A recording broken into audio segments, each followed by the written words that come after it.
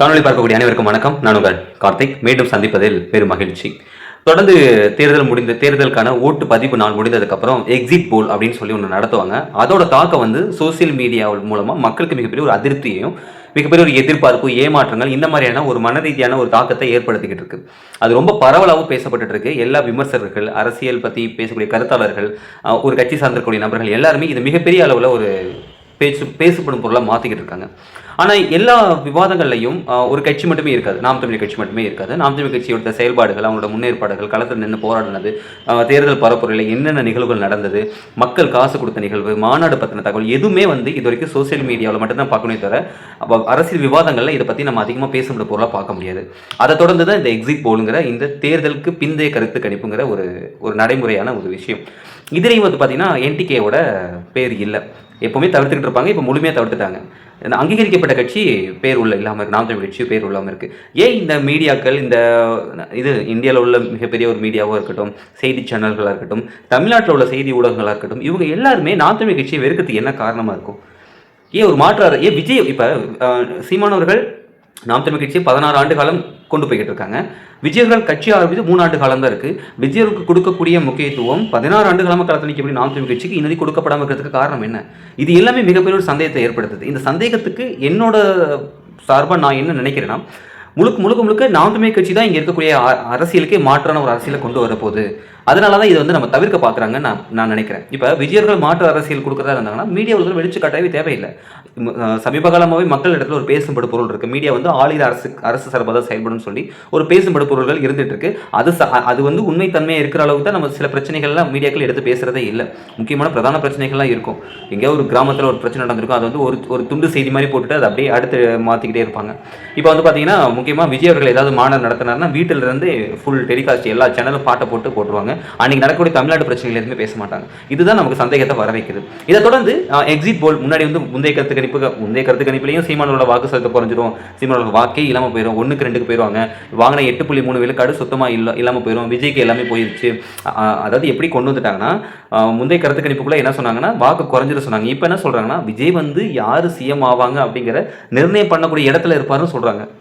இது எந்த மாதிரியான கருத்து? இதை நம்ம இப்போ நாம் நாம் தமிழ் கட்சிக்கு சார்பாக ஆதரவாக நானும் போய் களத்தில் நின்று பணியாற்றியிருக்கேன். அப்போ அங்கே மக்கள் எல்லாருமே நாம் தமிழ் கட்சிக்கு முழு ஆதரவு கொடுத்தாங்க. அப்போ நம்ம களத்தில் பார்த்தது பொய்யா அப்படிங்கிற ஒரு கேள்வி எனக்குள்ள உருவாகுது.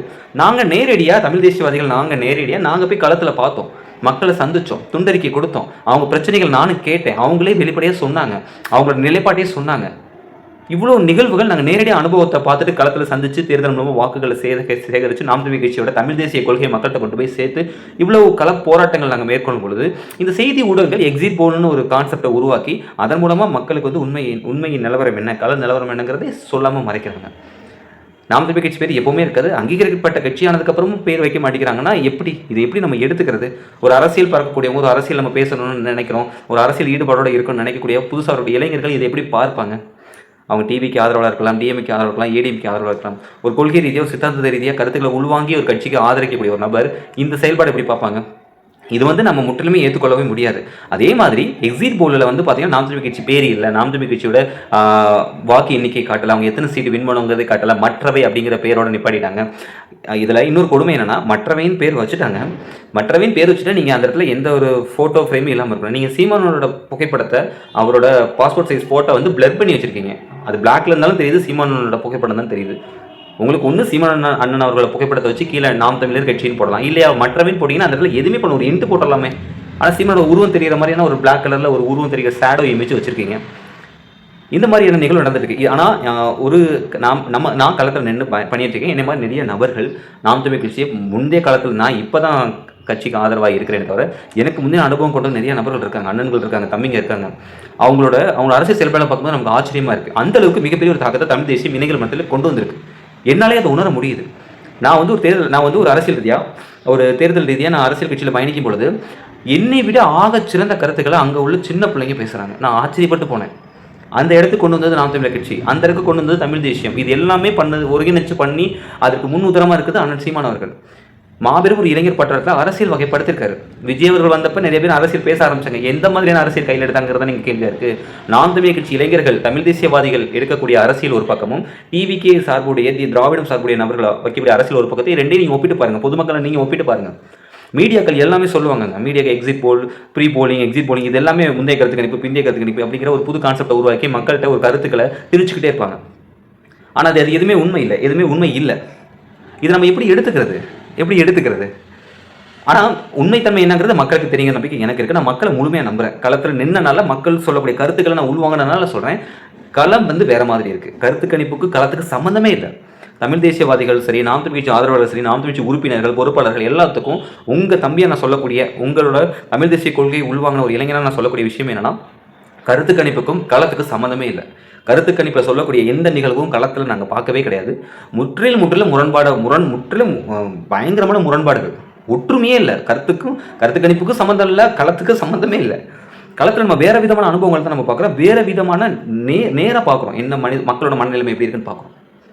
ஆனால் கருத்து கணிப்பு பார்த்தீங்கன்னா முற்றிலும் மாறுபட்ட தன்மை தான் இது நம்ம ஏற்றுக்க முடியாது, யாரும் ஏற்றுக்க வேணாம். இன்னொரு விஷயம், பொதுமக்களுக்கான என்னோட வேண்டுகோள் என்னன்னா, கருத்து கணிப்பை வச்சு நீங்கள் முடிவு பண்ணாதீங்க.